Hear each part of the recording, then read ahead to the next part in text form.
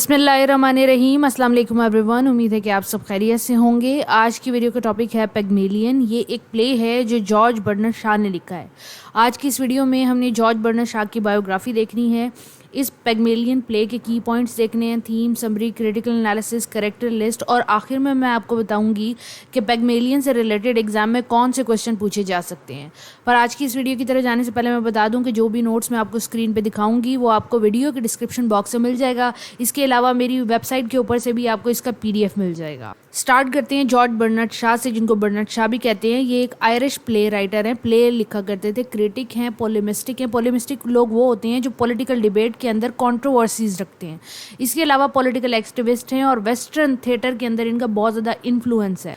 Waste के जो लोग हैं वो इनके वर्क को पढ़ते पसंद बहुत करते हैं, जैसे कि इनका कल्चर, इनकी पॉलिटिक्स, ये सारी चीज़ें जो हैं, जो इनकी थीम्स जो यूज़ करते थे वो बहुत पसंद करते हैं। आयरलैंड के अंदर पैदा हुए 1856 के अंदर और यूनाइटेड किंगडम 1950 के अंदर इनकी डेथ हुई। आप टाइम पीरियड देख सकते हैं कि मॉडर्न टाइम पीरियड के राइटर जॉर्ज बर्नार्ड शॉ जो हैं वो बहुत ज़्यादा मशहूर हैं कॉमेडी ड्रामा की वजह से। इसके अलावा इनका ये जो वर्क है पिग्मेलियन, इसकी वजह से इनको नोबेल प्राइज़ भी मिला था लिटरेचर के अंदर 1925 के अंदर। एक बहुत इंपॉर्टेंट पॉइंट है, ये एक ऐसे लिटरेरी क्रिटिक और प्रोमिनेंट ब्रिटिश सोशलिस्ट हैं जिनका वर्क लोग बहुत ज़्यादा पसंद करते हैं। ये बहुत ज़्यादा फेमस राइटर हैं और जब पिग्मेलियन को आप पढ़ेंगे तो आपको पता लगेगा कि क्यों। पिग्मेलियन इसका पूरा टाइटल है, इसको लिखा गया था 1912 के अंदर और उसी सन के अंदर 1912 के अंदर इसको पब्लिश करा दिया गया था। जो सेटिंग इसके अंदर प्ले के अंदर दिखाई जाती है वो लंदन का टाइम पीरियड दिखाया जाता है और लिटरेरी पीरियड अगर आप देखेंगे तो विक्टोरियन एज दिखाई जाती है। याद रखें कि विक्टोरियन एज एक ऐसी एज है जिसके अंदर मैनर्स पे बहुत ज़्यादा फोकस किया जाता था कि मेल और फीमेल के क्या मैनर्स होने चाहिए। एक चीज़, दूसरी चीज़ ये कि कौन एलीट क्लास है, कौन रिच है और कौन पुअर, इस चीज़ का भी बहुत ज़्यादा ख्याल रखा जाता था। अगर इस ड्रामे के बारे में बात करें तो ये अगेन कॉमेडी ड्रामा है। कॉमेडी और ड्रामा की जो जॉनर है उनको मिला दिया है और कॉमेडी और मैनर भी यूज़ किया गया है इसके अंदर। जब जॉर्ज बर्नार्ड शॉ इसको लिख रहे थे तो वो लंदन में थे, सेम उन्होंने सेटिंग भी वही रखी। इस प्ले के अंदर आपको हीरो तो कोई नहीं मिलेगा लेकिन आपको विलन बहुत ज़्यादा मिलेंगे। कमाल की बात है कि मेन कैरेक्टर जो इसकी हीरोइन है या मेन कैरेक्टर जो है वो एलिजा है और हिगिंस जो है वो मेन कैरेक्टर है। लेकिन ये दोनों हीरो नहीं है या प्रोटैगनिस्ट नहीं है, ये एंटेगनिस्ट हैं। यानी कि आप देखेंगे कि जब ये धोखाधड़ी किस तरीके से करते हैं, लंदन के अंदर मौजूद है विक्टोरियन सोसाइटी ऑफ इंग्लैंड को किस तरीके से दोनों मिल के बेवकूफ़ बनाते हैं, ये इस प्ले के अंदर आपको दिखाया जाएगा। अगर थीम का जिक्र करें तो मैन पावर ओवर वुमेन दिखाया जाएगा, क्योंकि वीमेन जो है वो सबमिसिव दिखाई जाएगी और मैन डोमिनेट दिखाया जाएगा। आर्ट इमिटेटिंग लाइफ, यानी कि किस तरीके से ये एलिजा जो है ये एक अनपढ़ सी जाहिल सी गवार औरत होती है और हिगिंस इसको एक अमीर औरत बनाता है, ऐसे दिखाता है कि जैसे बहुत पढ़ी लिखी समझदार औरत है। वो इसको ट्रेनिंग इस तरह करता है। और उसके अलावा जब एलिजा उसको मिलती है तो फटे पुराने कपड़ों में होती है, लेकिन उसके लिबास बदलता है, उसका मेकअप बदलता है, तो फिजिकल ब्यूटी को भी इन्हांस करता है। ऑब्सेशन और सेल्फ डिनाइल जो आपको एलिजा के अंदर मिलेगा वो भी इसमें नजर आएगा। लैंग्वेज एंड स्पीच के ऊपर पूरा प्ले है, क्योंकि जो हमारे मेन कैरेक्टर हैं ये लिंग्विस्ट हैं, लैंग्वेज को जानते हैं और फोनोलॉजी को पढ़ते हैं। अपीयरेंस और आइडेंटिटी लोग किस तरीके से परसीव करते हैं, सोशल क्लासेस और उनके मैनर का डिफरेंस नजर आएगा। एजुकेशन और इंटेलिजेंस का फ़र्क नजर आएगा। फेमिनिटी और जेंडर रोल आपको नजर आएगा। अगर इस लफ्ज़ पिग्मेलियन की बात करें तो ग्रीक या क्लासिकल टाइम पीरियड की जो मैथोलॉजी है उसके अंदर पिग्मेलियन एक ऐसे स्कल्प्टर का नाम था जिसने एक स्कल्पचर बनाया एक औरत का और फिर उसी स्कल्पचर से उसको प्यार हो गया। स्कल्पचर का मतलब होता है मुजस्मा बनाने वाला। मुजस्मा बनाने वाले का नाम पिग्मेलियन था ग्रीक टाइम पीरियड में, और उसने एक ऐसा मुजस्मा बनाया औरत का कि उसे उसी मुजस्मे से प्यार हो गया, जबकि हकीकत के अंदर उसने कभी शादी नहीं की और उसको औरतों से नफरत थी, लेकिन मुजस्मे से उसको प्यार था, तो उसके नाम पर पिग्मेलियन रखा।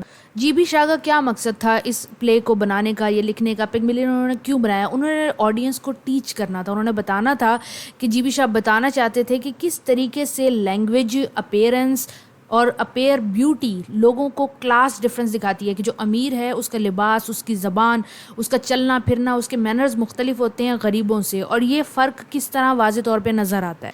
कैरेक्टर लिस्ट की तरफ चलते हैं। जो पहला कैरेक्टर हमारे पास मौजूद है वो है professor Henry Higgins.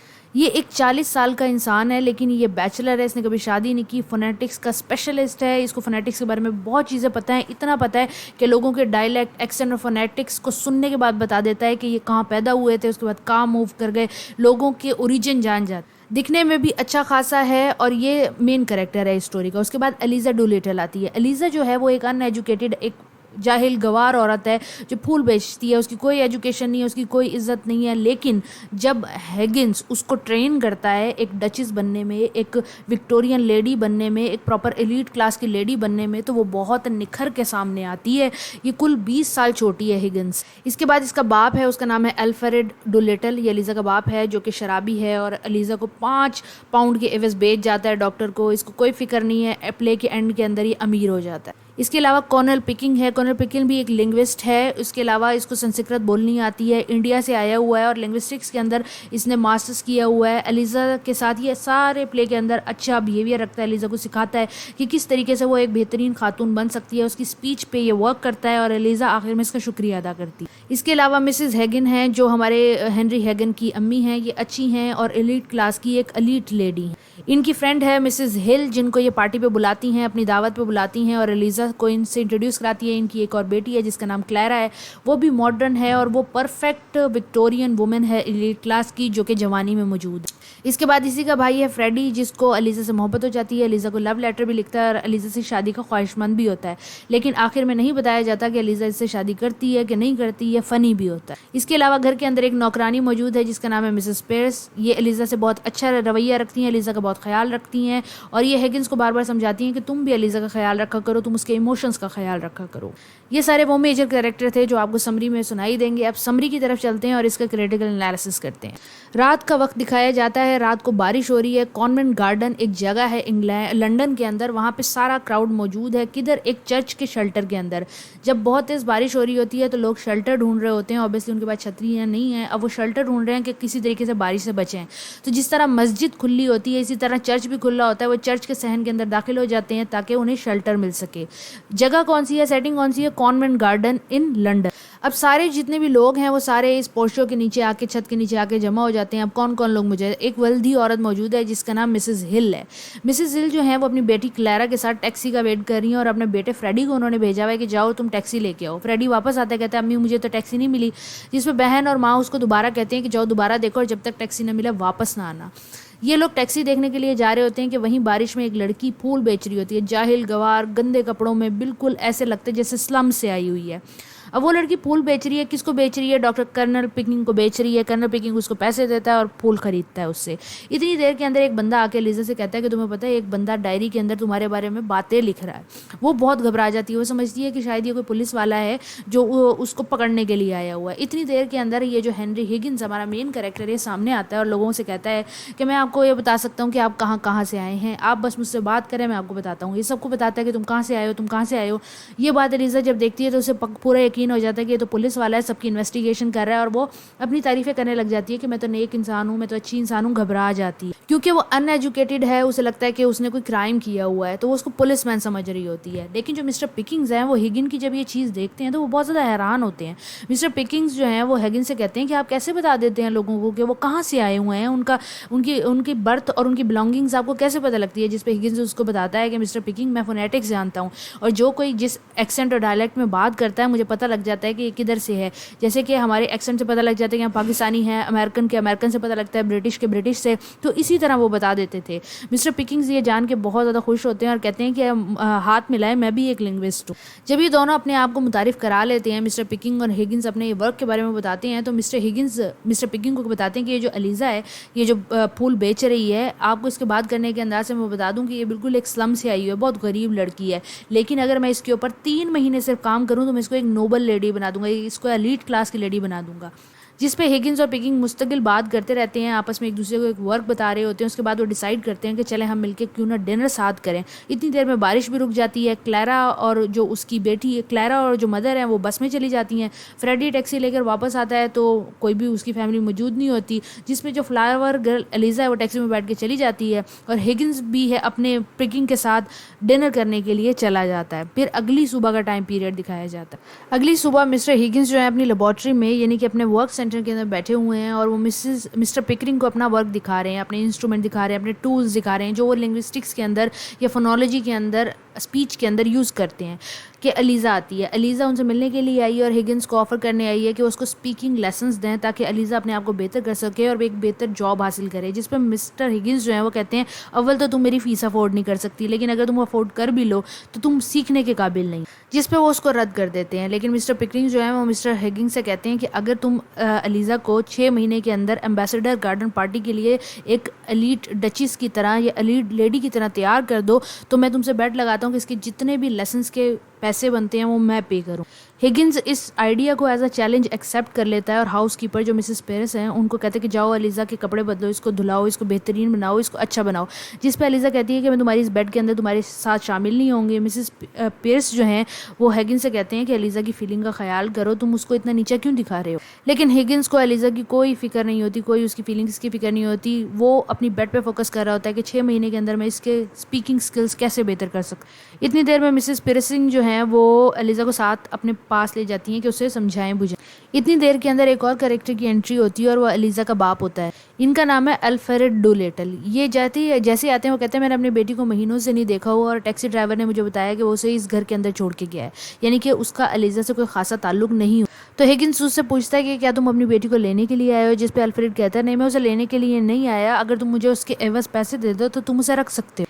Higgins 5 pound देता है अलीज़ा के फादर को और अलीज़ा का जो फादर है अल्फ्रेड वो चला जाता है। जब वो जा रहा होता है तो जाते हुए वो दरवाजे के अंदर एक लड़की से टकराता है। वो उसे कहता है सॉरी मिस, मुझे माफ़ कीजिएगा, और वो चला जाता है। वो लड़की कोई और नहीं होती बल्कि साफ़ सुथरी नए कपड़े पहने हुए अलीज़ा होती है, जिसको वो पहचानता नहीं, यानी कि वो अपनी ही बेटी को नहीं पहचानता साफ़ सुथरा होने के बाद। जिस पे हिगिंस और पिकरिंग जो है उनको और ज़्यादा कॉन्फिडेंस मिल जाता है। थोड़ी देर में मिसेस पेरिस आती हैं। अलीज़ा उसे कहती हैं कि मेरे पास कुछ और कपड़े हैं, अगर तुम बदलना चाहो तो। अलीज़ा उनको देखती है और चली जाती है। जिस पे ये बात तय पाती है कि वो 6 महीने हिगिंस के साथ रहने के लिए तैयार है अगर हिगिंस उसको स्पोकन इंग्लिश के लेक्चर दे।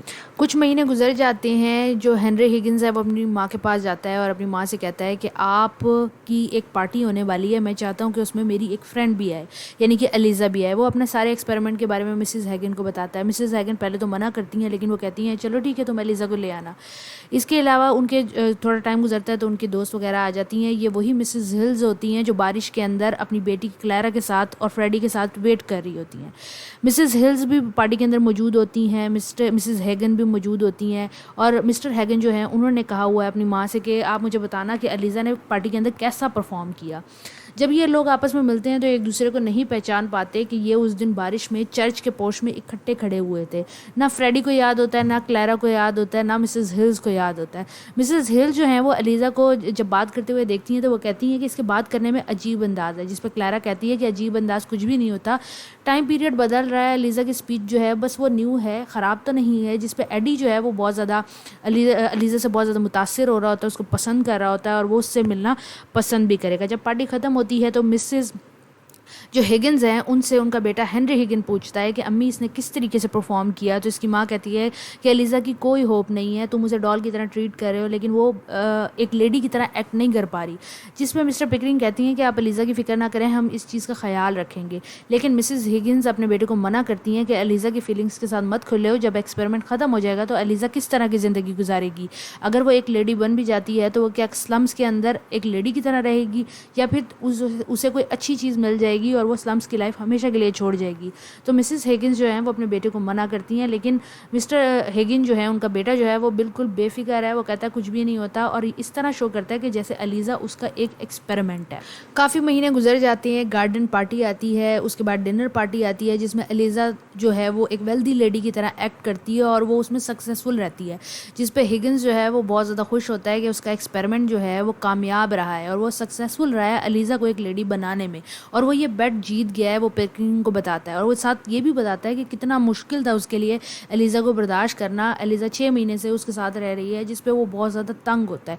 ये दोनों मर्द आपस में अलीज़ा की बुराइयां कर रहे होते हैं, अलीज़ा की बात कर रहे होते हैं, जिस पे अलीज़ा सुन लेती है और अलीज़ा को बहुत ज़्यादा गुस्सा आता है।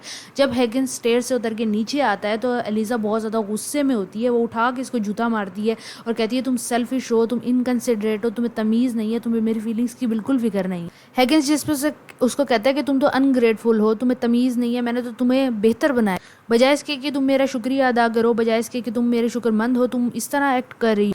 जिस पे हेगन उसको कहता है कि तुम अब अच्छी ज़िंदगी गुजार सकती हो, तुम एक अच्छी फ्लावर शॉप के अंदर एक अच्छी सेल्समैन बन सकती हो क्योंकि तुम्हारे बोलने के स्किल बेहतर हो चुके हैं। लेकिन एलिज़ा जो है वो बिल्कुल ऐसा फील नहीं कर रही होती, वो एक यूज्ड ऑब्जेक्ट की तरह अपने आप को फील कर रही होती है। एलिज़ा आइडेंटिटी क्राइसिस में चली जाती है। वो कहती है कि मुझे तो पता भी नहीं है कि मैं जो कपड़े लिबास पहना हुआ है, मैं जैसी बन रही हूँ मैं वैसी हूँ भी कि नहीं हूँ, और मेरी जो असल पहचान थी वो तुम लोगों ने मुझसे छीन ली है। जिस पे हिगिंस एलिज़ा से बहुत ज़्यादा गुस्से हो जाता है। अगला दिन मिसेस हिगिन का ड्राइंग रूम दिखाया जाता है जिसमें वो अपनी मेंटेनेंस करवा रही होती हैं कि हिगिंस और पिकरिंग जो हैं दोनों नीचे आते हैं और वो पुलिस को फ़ोन कर रहे होते हैं, जिस पे मेड आके मिसेस हिगिन को बताती है। मिसेस हिगिंस कहती हैं कि जाओ एलिज़ा से कहना कि वो नीचे ना आए। वो अपने बेटे से मिलती हैं, कहती हैं क्या हुआ, जिस पर मिस्टर हिगिन उनको बताते हैं कि एलिज़ा घर छोड़ के भाग गई है। तो मिसेस हिगिन कहती हैं कि एलिज़ा एक जवान इंसान है, वो कहीं भी जा सकती है, इसमें हैरानी वाली क्या बात। जिस पर मिस्टर पिकरिंग बताते हैं कि उन्होंने पुलिस को इन्फॉर्म कर दिया है कि एलिज़ा जो है वो मिसिंग है काफ़ी टाइम पीरियड से। काफ़ी टाइम पीरियड वो एक दिन का ही है। जिस पर मेड आती है वो बताती है कि मिस्टर डू लिटल यानी कि एलिज़ा के जो फादर हैं वो दरवाजे पे आए हैं। मिस्टर हिगिंस जो हैं वो अपने सही होशावास में नहीं होते। जैसे ही वो देखते हैं मिस्टर डू लिटल को, उन्होंने ड्रेस पहना होता है, एक वेल्दी बंदा बन गया होता है, वो हैरान होते हैं कि तुम्हारे पास दौलत कहाँ से आ गई। जिसमें वो बताता है कि आपने एक अमीर अमेरिकन बंदा एजरा जो है उसको बताया था कि मैं हमारी सोसाइटी का मोस्ट मोरल इंसान हूँ, तो वो अपनी सारी दौलत वगैरह जो है वो मेरे नाम कर गया है। और इस बात में मैं खुश नहीं हूँ, इस बात में मैं एंग्री हूँ, क्योंकि जब मेरे पास कोई पैसे नहीं थे मैं फ्री मैन था, मैं आज़ादी से इधर घूम सकता था उधर घूम सकता था, मेरी कोई प्रॉब्लम नहीं थी। लेकिन जब से मेरे पास पैसे आए हैं लोगों ने मेरे से पैसा मांगना शुरू कर दिया। अभी ये बातें चल ही रहे होते हैं कि मिसेस हिगिंस जो है वो एलिज़ा को नीचे आने का कहती हैं। एलिज़ा नीचे आती है तो वो हिगिंस से और पिकरिंग से अच्छे तरीके से बात करती है, जिस पर पिकरिंग जो है वो उससे माफ़ी भी मांगता है और उसे घर आने का भी कहता है। लेकिन हिगिंस जो है वो स्टिल रूड होता है उसके साथ, जिस पे एलिज़ा उसको कोई भाव नहीं दे रही होती। हाँ, पिकरिंग को वो माफ़ कर देती। एलिज़ा पिकरिंग का शुक्रिया भी अदा करती है कि उसने उसको गुड मैनर सिखाने में उसकी बड़ी मदद की है और उसकी ट्रांसफॉर्मेशन में उसकी बहुत ज़्यादा मदद की। इतनी देर के अंदर एलिज़ा का बाप जो डू लिटल है वो बताता है कि वो दूसरी शादी कर रहा है और सबको शादी पे आने की दावत भी देता है। सब दावत पे आने को कबूल भी कर लेते हैं और सारे रूम को छोड़ के चले भी जाते हैं सिवाय एलिज़ा के और हिगिंस के। जब सब चले जाते हैं तो हिगिंस एलिज़ा से कहता है कि मैं तो सबके साथ रूड हूँ, तुम मेरी रूडनेस का बुरा क्यों मनाती हो, तुम घर वापस आ जाओ क्योंकि मुझे अब तुम्हारी आदत हो गई है घर में होने की। जिस पर एलिज़ा कहती है कि तुम बहुत ज़्यादा रूड हो, तुम पिकरिंग की तरह पोलाइट नहीं हो, मैं तुम्हारे साथ नहीं रहूँगी या मैं तुम्हारे घर वापस नहीं आऊँगी। जिस पर हिगिंस उसको बताता है कि हमारे जो मैनर्स हैं ये मैटर नहीं करते, हाँ हम जैसे हैं, लोगों को जो हमसे मोहब्बत करते हैं उनको हमें वैसे ही एक्सेप्ट करना चाहिए। लेकिन एलिज़ा जो है वो फिर भी रेडी नहीं होती। एलिज़ा कहती है कि मुझे लगता है कि तुम मुझे एज अ स्लेव ट्रीट करते हो, एज अ सबमिसिव ट्रीट करते हो और तुम एज अ डोमिनेंट ट्रीट करते हो। हिगिंस कहता है कि अगर तुम्हें मेरे साथ रहने में मसला है तो पिकरिंग भी मेरे साथ रहता है, तुम पिकरिंग से शादी कर लो। लेकिन एलिज़ा कहती है मैं पिकरिंग से क्यों शादी करूँ, पिकरिंग तो बहुत ज़्यादा। जिस पर एलिज़ा कहती है कि मैं फ्रेडी से शादी कर सकती हूँ क्योंकि वो मुझे लव लेटर लिख। एलिज़ा लास्ट टाइम हिगिंस से कहती है कि भाई अगर तुम अपना एटीट्यूड बेहतर कर लो तो मैं तुम्हारे घर आ सकती हूँ। जिस पर हिगिंस उसको कहता है मैं अपना एटीट्यूड बिल्कुल भी चेंज नहीं कर सकता। जिस पर एलिज़ा कहती है कि ठीक है फिर मैं भी फोनेटिक्स की टीचर बन जाऊंगी और तुम्हारे जितने भी क्लाइंट्स हैं वो तुमसे ले लूँगी। जिस पर हिगिंस बहुत ज़्यादा इंप्रेस हो जाता है, वो एलिज़ा का एक नया रूप देख रहा होता है। इतनी देर में मिसेस हिगिंस आती हैं और वो कहती हैं चलो आओ हमने शादी की शॉपिंग के लिए जा रहा है। जिस पर हिगिंस कहता है कि मैंने भी कुछ चीज़ें खरीदनी है। जिस पर एलिज़ा कहती है कि तुम खुद जाके अपनी चीज़ें खरीद सकते हो। और यहाँ पे प्ले में दिखाया जाता है कि सब रूम के छोड़ के चले जाते हैं, हिगिंस जो है वो रूम में अकेला रह जाता है और हिगिन इम्प्रेस होता है एलिज़ा से क्योंकि एलिज़ा जो है अब वो बिल्कुल टोटली डिफरेंट लड़की है जो इंट्रोड्यूस हो रही है। यहाँ पे प्ले एंड हो जाता है और ये क्वेश्चंस हैं जो कि आप वीडियो को पॉज करके आराम से नोट कर सकते हैं। ये पहले भी एग्जाम में पूछे जा चुके हैं और दोबारा भी आ सकते हैं। नोट्स आपको वीडियो की डिस्क्रिप्शन बॉक्स में मिल जाएंगे। Thank you for watching, do like the video and share it with your class friends. अल्लाह हाफ़िज़।